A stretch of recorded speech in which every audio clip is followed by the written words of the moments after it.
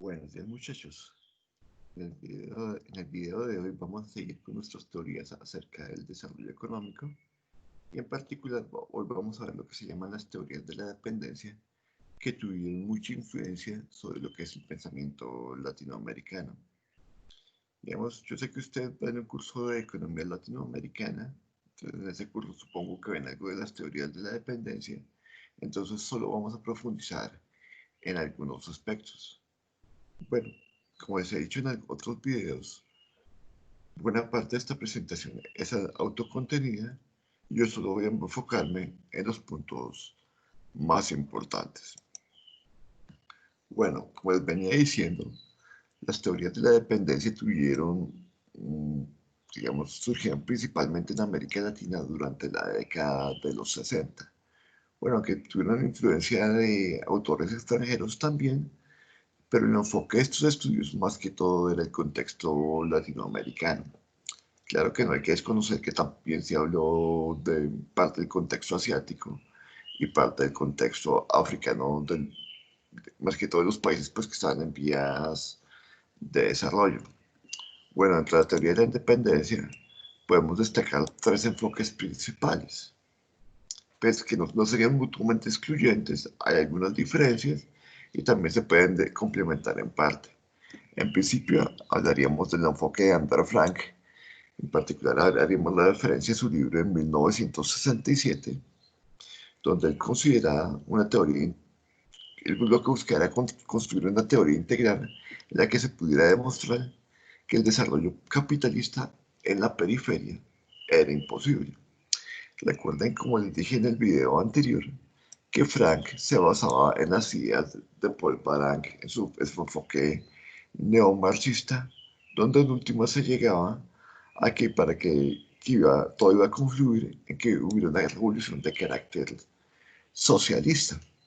Ya ahorita más adelante profundizaremos en los planteamientos de Frank. Hay un segundo enfoque que proviene de una rama de la escuela estructuralista de la CEPAL, donde, dados los fallos que tuvo la CEPAL en cuanto a sus políticas en la década del 50, nosotros tenemos que a partir de la década del 60, principalmente con algunos autores como Funkel, Pinto y Furtado, se trató de dar un nuevo impulso a lo que era el estructuralismo propuesto por la CEPAL, pues haciéndole los ajustes respectivos. Y por último, tenemos una última rama o un último enfoque de la teoría de la dependencia, que es el propuesto por Fernando Cardoso y Enzo Faleto, que lo que buscaba era hacer un análisis de la dependencia menos mecánico formal, como lo hacían los dos análisis anteriores, y lo que buscaba también era argumentar que los países subdesarrollados no estaban abocados solamente al subdesarrollo debido a la presencia de una periferia capitalista que estaba fomentada por los países centrales, sino que estos países también podían aprovechar sus relaciones con los países de centro, con ese capitalismo internacional, para poder avanzar, que podían generar sus propias dinámicas, o sea, que no estaban propiamente destinados al fracaso a menos de que hubiera cambios radicales. Aquí hay más como un proceso simbiótico con el elitismo internacional. Bueno, entonces empecemos analizando más en profundidad en qué consistía el primer enfoque, el enfoque de Frank. En principio, Frank critica la opinión de muchos economistas que hablaban acerca del desarrollo, porque muchos economistas consideraban que los países subdesarrollados se iban a desarrollar de una forma muy similar que los países que ya estaban desarrollados. Es decir, un país subdesarrollado era un país que más adelante iba a ser un país en desarrollo, siguiendo la misma línea de desarrollo de los países que ya estaban industrializados. Pero Frank, al igual que Paul Baran, como vimos en el video inmediatamente anterior, reconocía que los países que eran actualmente subdesarrollados tenían un contexto muy diferente al subdesarrollo que vivieron en su época los países que hoy en día son desarrollados, porque anteriormente no tenían ese dominio imperialista que tenían, digamos, los países en vías de desarrollo. Tengan en cuenta que Frank estaba escribiendo en la década de los 60. ¿Sí? Entonces, para que se pongan un poco en contexto. Entonces, y además, hay otra cuestión acá, es que para Frank la definición de desarrollo de subdesarrollo era un poco diferente a cómo lo manejamos hoy en día. Porque, digamos, en Frank el subdesarrollo no estaba medido por la institución, por falta de instituciones económicas fuertes o políticas que se podían dar en un momento dado, comparándolo con lo que se da en sociedades mucho más modernas, sino que el subdesarrollo estaba plenamente determinado porque había una sujeción, porque había un dominio colonial y porque había un dominio imperialista que estaba presente.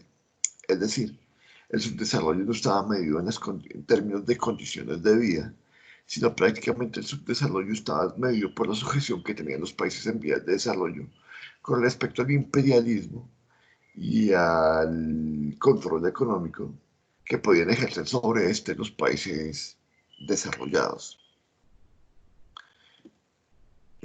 Bueno, sigamos. Entonces, digamos, Frank, ¿cómo ve el subdesarrollo?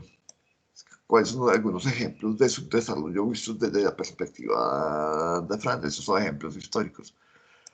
Por ejemplo, desindustrialización de la India bajo el colonialismo británico. Al final de cuentas, eh, Inglaterra era productor de algodón, la India también era productor de algodón y los tejidos de la India eran mucho más finos que los tejidos ingleses. Entonces lo que hicieron los ingleses fue tomar un control de los tejidos de la India, la producción textil de la India, en beneficio, digamos, de lo que eran sus propios intereses. Tomaban un control imperialista de esas textileras allá en la India y asimismo ejercían un control por medio de aranceles y de impuestos para que no fueran con una competencia fuerte con respecto a lo que eran los textiles británicos. Otra forma de subdesarrollo, Frank lo veía, por ejemplo, como con el comercio de esclavos que se daba en África, que se dio durante la época del colonialismo, o lo que fue la destrucción de las sociedades avanzadas aquí en Latinoamérica, como era la Inca y la Azteca. Él decía, por este tipo de acciones, por ese ejercicio imperialista de países más avanzados, es que tenemos unos países que están siendo subdesarrollados. Entonces, prácticamente lo que decía Frank es que no habría países subdesarrollados si no fuera por el desarrollo económico de los países más ricos que subyugaron a estos países al subdesarrollo. Es más, él argumentaba que los países dentro de los países menos desarrollados, los más avanzados, fueron los que estaban menos sujetos a esa presión externa.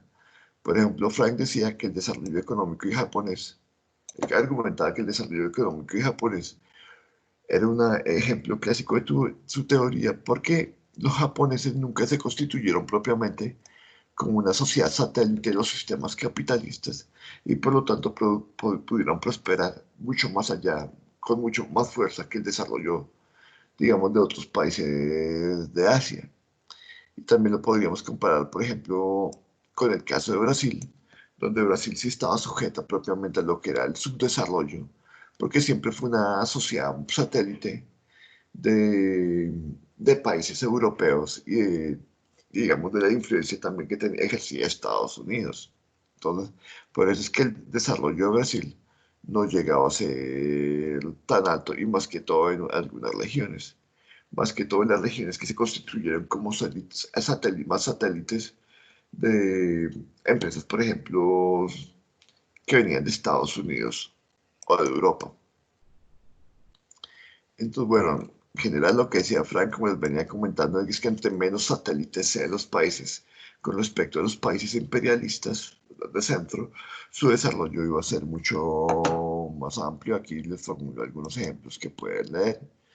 Sin embargo, la cuestión aquí con Frank es que, digamos, el- todo el problema de Frank, digamos, y por donde se le va más a criticar más adelante, es en su concepción de subdesarrollo. Por ejemplo, estas actividades que hoy en día las vemos hasta cierto punto como fuerzas de desarrollo en países en vías de desarrollo. Para Frank no lo eran. Por ejemplo, Frank consideraba que una muestra del subdesarrollo era reemplazar a las empresas locales por empresas tecnológicamente más avanzadas, globales y subsidiarias. En última, lo que consideraba es que llegaban estas empresas a los países, podían demandar trabajo local con cierto nivel de desarrollo, pero no iban a permitir que el capitalismo local, por llamarlo, no llamémoslo capitalismo, que las empresas nacionales pudieran desarrollar sus propias tecnologías y fomentar su propio desarrollo. Además, se consideraba que cualquier la fuerza laboral no calificada que podía trabajar en estas fábricas que venían del exterior, digamos, no iba a lograr un buen nivel de formalización por la misma subyugación que influía el imperialismo central con respecto a los países de la periferia. Asimismo, todo el reclutamiento de jóvenes altamente educados que podía ejercer, digamos, el centro desde los países centrales, haciendo que migraran, digamos, capital humano hacia esos países, o desde las mismas empresas que se habían situado en los países periféricos. Él consideraba que esa absorción de capital humano era también un reflejo del subdesarrollo de los países de la periferia. Asimismo, consideraba que la migración de trabajadores de aldeas a complejos urbanos, donde en principio iban a quedar desempleados o a trabajar en empresas dominadas por países extranjeros, también era una muestra del subdesarrollo de los países. Y también habla que en la medida en que la apertura económica de los países se diera con respecto a países más desarrollados, también los iba a subyugar. Entonces, en resumen, todas las políticas que se vivían en los países en desarrollo, que estuvieran en últimas, ligadas a lo que estaba aconteciendo en países desarrollados o a empresas que se hubieran situado en los países en vías de desarrollo, era muestra del subdesarrollo de estos países. Entonces, como ven, las políticas de Frank eran muy radicales y el último él decía que la única forma de evitar esa subyugación extranjera, por llamarlo de alguna forma, era desligarse totalmente de un comercio internacional, ya sea de entrada o de salida de productos, con respecto a países avanzados.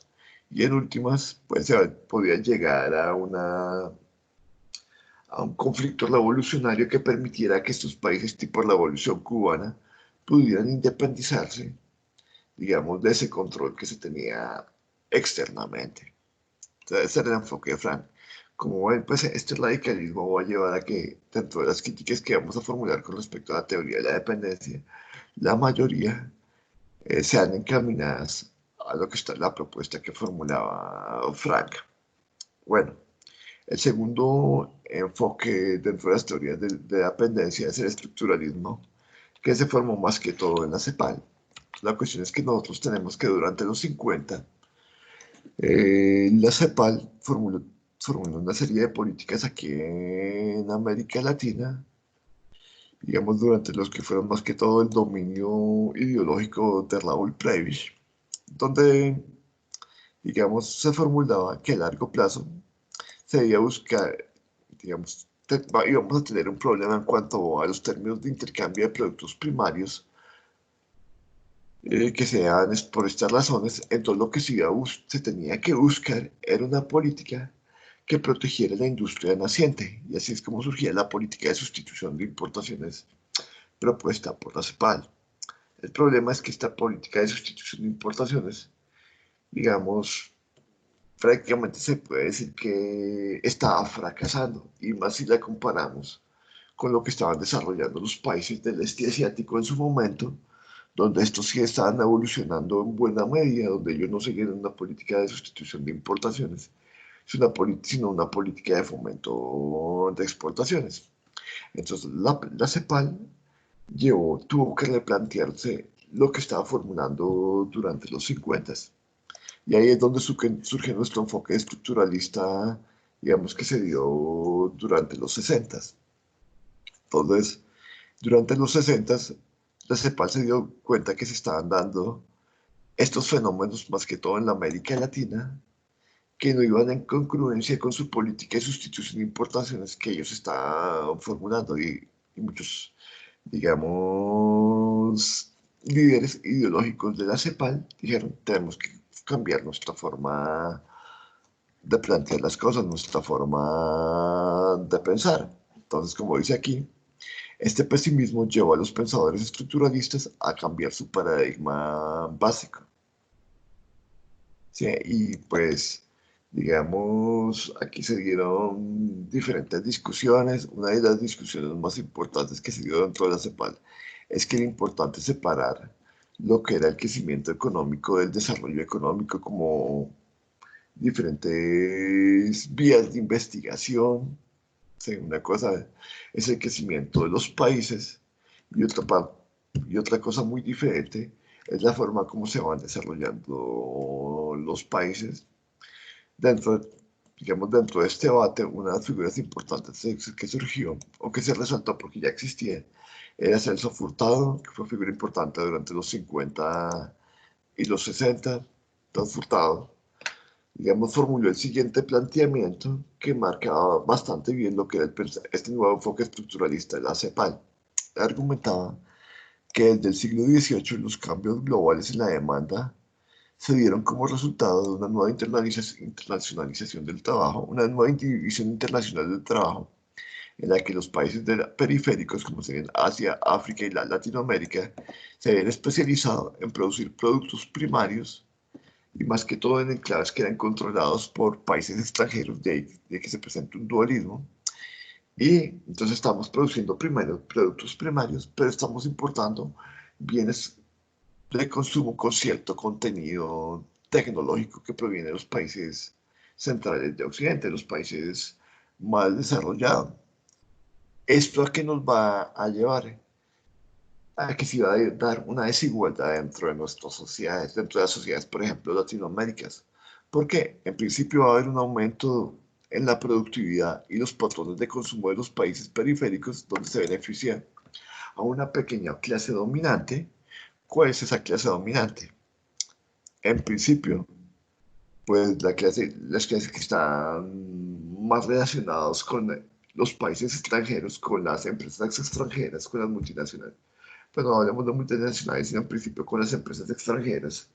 Y por otro lado, son aquellas sociedades que, dado su carácter latifundista, que tenían, por ejemplo, en un momento dado su carácter dominante, pudieron adaptarse mucho mejor a esa presión que tenían del comercio internacional. Entonces tenemos una parte de la sociedad que salió muy beneficiada, pero que está saliendo relativamente beneficiada con estas relaciones económicas, sociales y políticas con el resto del mundo, mientras que buena parte de la sociedad no pudo aprovechar digamos, esos nuevos procesos de modernización que venían de parte de países desarrollados y, y deslabonamientos que se podían ejercer con respecto a los mismos. Entonces, ¿qué es lo que tenemos? Que en nuestras sociedades, dada la influencia que venía del exterior, se formó una dicotomía donde unos salieron beneficiados, muy beneficiados, que es lo que se llama aquí menos de una décima parte de la población, y la otra parte, pues no es propiamente necesariamente que hayan salido perjudicados, sino que no han podido aprovechar a plenitud ese desarrollo que venía del resto del mundo. El problema con esta formulación de Furtado es que en última nos lleva a que va a haber una crítica socialista del capitalismo, dada esa divergencia que hay entre las dos clases sociales que se están formando, y en últimas que resalta que hay unos obstáculos muy fuertes en la periferia para poderse desarrollar. Entonces, ¿qué es lo que tenemos con estos dos primeros enfoques? El enfoque de Frank y estructuralista de la CEPAL, o la evolución del enfoque estructuralista de la CEPAL, es que son un poco negativistas con respecto a lo que sería la influencia externa con respecto al desarrollo interno de los países, donde nos estarían últimos diciendo que esa influencia externa está abogando a que los países que están en vías de desarrollo tengan unos frenos muy fuertes para que se puedan desarrollar. Y es aquí donde viene nuestro tercer enfoque, que en realidad no es tan negativista como los anteriores dos, sino que más que todo resalta que los países en vías de desarrollo pueden aprovechar sus relaciones con los países ya desarrollados para salir adelante. Y también hay que tener en cuenta que cada caso de los países es particular, no hay que generalizar tanto, hay que tomar cada uno de los casos particulares de los países en vías de desarrollo y ver de qué forma pueden llevar a un desarrollo logrando una mejor inserción a lo que sería la economía mundial o la economía de los países desarrollados. Entonces, ¿qué podemos decir? Este enfoque pues tiene en común con los otros anteriores dos enfoques que vean las economías latinoamericanas como una parte integral del sistema capitalismo mundial, en un contexto donde hay una internalización del sistema como un todo. Es decir, que las relaciones de los países de la periferia poco a poco han sido mucho más fuertes con los países que ya están desarrollados. ¿Sí? Entonces, no hay que ver, digamos, las relaciones que tiene la periferia con los países desarrollados como necesariamente una relación de subyugación, sino que hay que ver los casos particulares de países de la periferia, cómo han podido salir adelante para de esta forma poder sacar conclusiones interesantes, no ver todo como si fuera un general y que lo que acontece en una parte del mundo, por ejemplo, en cuestiones de subyugación, necesariamente se tiene que extender a lo que sería el resto del mundo. ¿Listo? Entonces tenemos que comprender cuáles son las características contemporáneas del sistema capitalista, ¿sí? Del sistema capitalista mundial y ver de qué forma este ha evolucionado y también puede ser aprovechado. Por ejemplo, desde el punto de vista de Cardoso y... Se me olvidó el nombre del otro autor, de Cardoso y Faleto, exactamente. Mm, digamos, ellos desde ese punto de vista se pudieron dar cuenta de que el mismo capitalismo en las sociedades centrales y su relación con las sociedades periféricas ha evolucionado.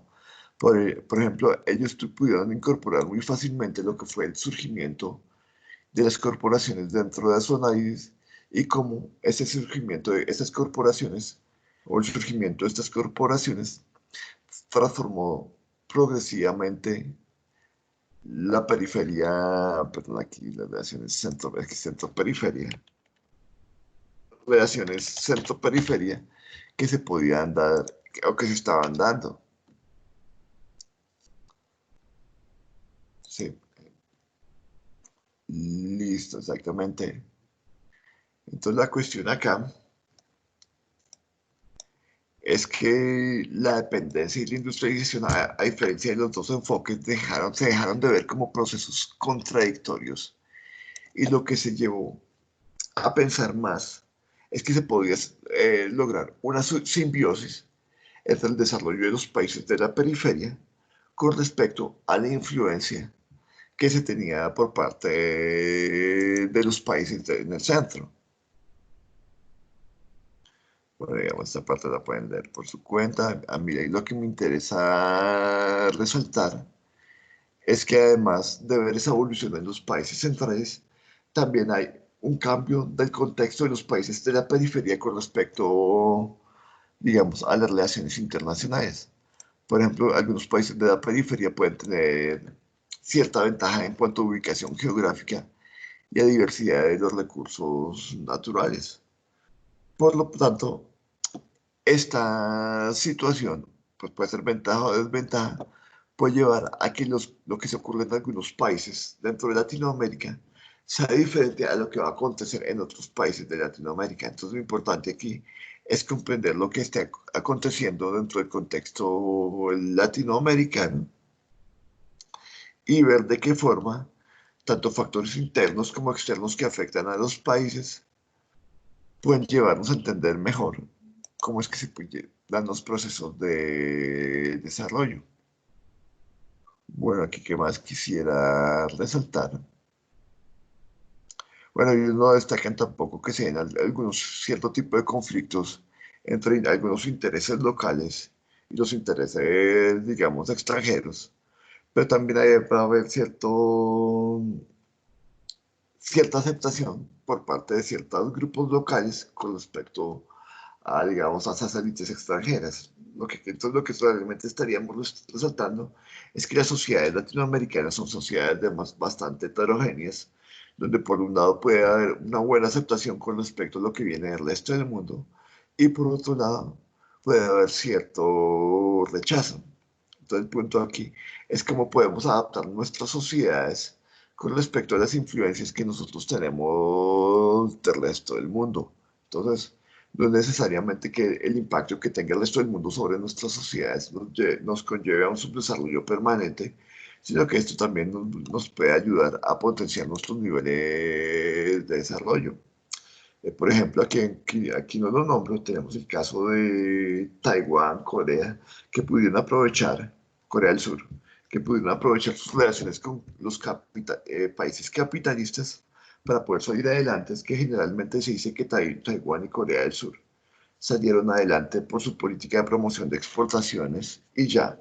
Pero no solo fue por ello, ellos tuvieron unos contactos muy fuertes con los que fueron Estados Unidos y Europa, y estos países y regiones ayudaron a que el este de Asia también pudiera salir adelante. Entonces podemos tomarlos como ejemplo para tomar en cuenta que las políticas que se dan a nivel de en los países tanto desarrollados como subdesarrollados pueden llevar a que haya un mayor desarrollo mundial. Es como les digo, he hecho varias veces, es lograr que se dé esa simbiosis.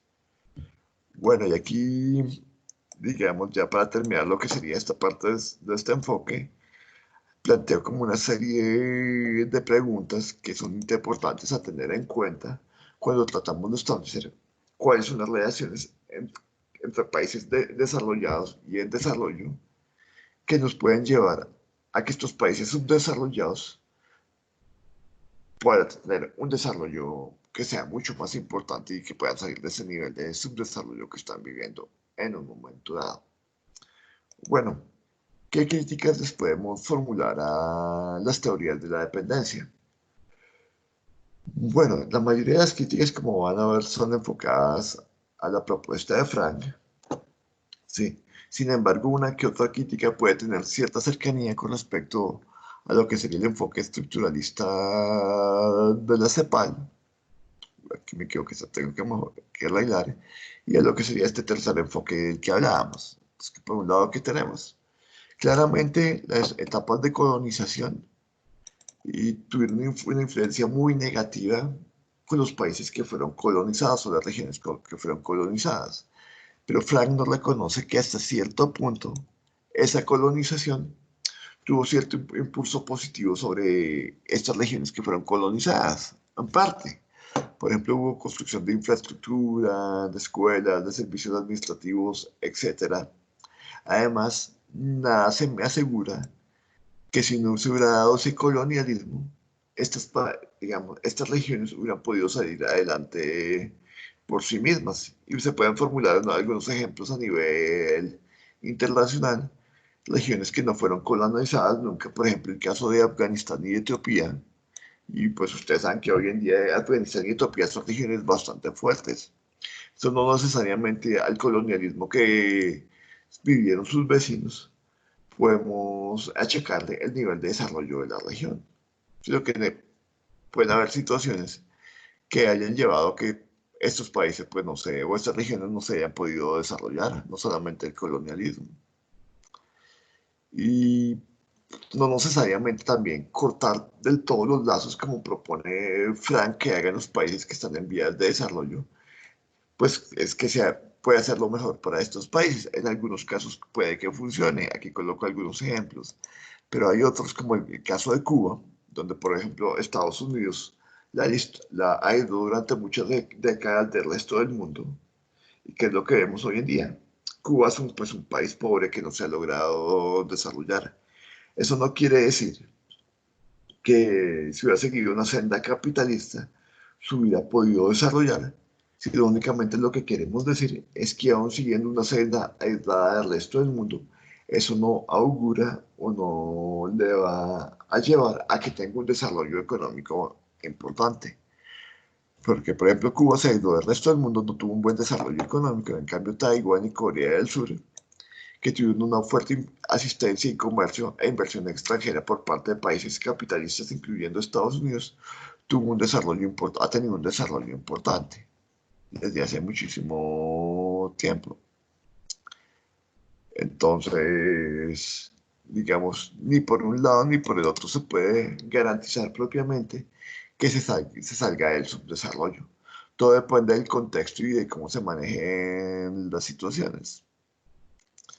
Bueno, ¿qué más? ¿Qué otra crítica podemos adelantar que me interesa? Bueno, por otro lado, por el hecho de que algunos países hayan tratado de reducir su dependencia con respecto al centro, no necesariamente quiere decir que esté disminuido. Por ejemplo, Nigeria estaba colonizada por el Reino Unido, por Gran Bretaña, se deshizo de ese poder colonial que tenía el Reino Unido, pero que posteriormente terminó reemplazando a Gran Bretaña con los Estados Unidos como principal socio comercial. Y en últimas, digamos, ese nivel de dependencia nunca lo logró abandonar del todo. Si, a pesar de que hubo una descolonización ciertos poderes centrales o ciertos países centrales que existían en un momento dado, Nigeria pues siguió con relaciones con el resto de los países centrales y pues tuvo su nivel de desarrollo en cierta medida positivo, en cierta medida negativo. Y si lo comparamos con otros países que tuvieron una dependencia más alta con respecto a los países centrales, con algunos les fue mejor, con algunos les fue peor. Entonces, desligarse totalmente de la dependencia extranjera no va a augurar que un país, digamos, logre un nivel de desarrollo importante.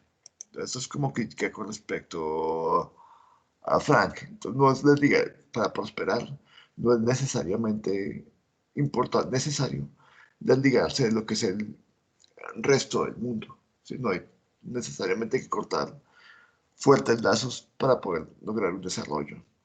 ¿Sí? Como decía el tercer enfoque que nosotros vimos de los países estructuralistas, si logramos hacer una simbiosis de los países, de un país subdesarrollado con respecto a los países desarrollados, entonces podremos seguir adelante. Por ejemplo, un país que está logrando muy buenos niveles de desarrollo hoy en día es China. Y por los videos que les he puesto a ustedes a leer de VisualPolitik, se pueden dar cuenta que los países africanos están aprovechando ese impulso de empresas chinas dentro de los mismos países para lograr buenos niveles de desarrollo. Bueno, una crítica que le podríamos achacar a Frank puede estar relacionada con esta pregunta de acá, que es así: ¿qué características de las economías dependientes no se encuentran en las economías independientes? Pues en principio la cuestión es que digamos, la definición de subdesarrollo que hace Frank con respecto a las economías dependientes es, digamos, no es una diferencia per se del desarrollo. Él define el subdesarrollo en términos de la dependencia. ¿Sí? Entonces, digamos, si uno quiere que una economía dependiente se desarrolle, tiene que volverla independiente. Entonces, digamos, el problema ahí es más como de concepción, de tratar de definir el subdesarrollo a partir de otro concepto que es muy diferente, que es el concepto de dependencia, porque como ya hemos visto en el curso, más que todo al final, a comienzos del curso, digamos, la concepción que uno tiene de subdesarrollo, por ejemplo, hoy en día, es muy diferente a la de Frank. Es como una concepción en cuanto a lo que sería la calidad de vida que pueden lograr las personas y que puede ser hasta cierto punto de medida, que puede ser medible. En cambio, para Frank, el subdesarrollo en realidad no sería medible, es una definición, una cuestión de concepto. Una economía subdesarrollada en la medida en que sea dependiente. Entonces, teniendo en cuenta esto, pues nosotros podemos tener que hay ciertos niveles de dependencia. Pues claramente hay países del tercer mundo que tienen dependencia con respecto a determinadas potencias, no solamente de centro, sino determinadas potencias posiblemente regionales. Y además dentro de los mismos países desarrollados, tiene cierta dependencia de lo que sería la inversión extranjera. Por ejemplo, como formulo acá, Canadá y Bélgica pueden ser aún más dependientes con respecto a la inversión extranjera de lo que sería, por ejemplo, Brasil. Digamos, las inversiones que tiene Estados Unidos y Europa en Canadá son bastante amplias y eso no quita que Canadá pues, pueda tener inversiones en otros países. ¿Sí? Entonces, y además, por ejemplo, Bélgica tenemos que es un país que es bastante pequeño y la influencia que tiene el resto de Europa sobre el país es muy importante. Pero eso no quiere decir que uno deje de considerar a Bélgica como un país no lo considera un país subdesarrollado, sino un país que tiene un buen nivel de vida. Y realmente, por lo tanto, la dependencia no debería ser una cuestión de marcar lo que es un subdesarrollo o desarrollo, sino que los países en cierta medida son más o menos independientes que el resto de países. ¿Sí? Entonces, ese es el enfoque que se debería dar con respecto a la situación de dependencia. No tanto que los países son subdesarrollados, sencillamente porque son muy dependientes con respecto a países de centro. Bueno, muchachos, esto es lo principal que les tendría que decir con respecto a las teorías de la dependencia. Y pues nos veremos en un próximo video. Hasta pronto.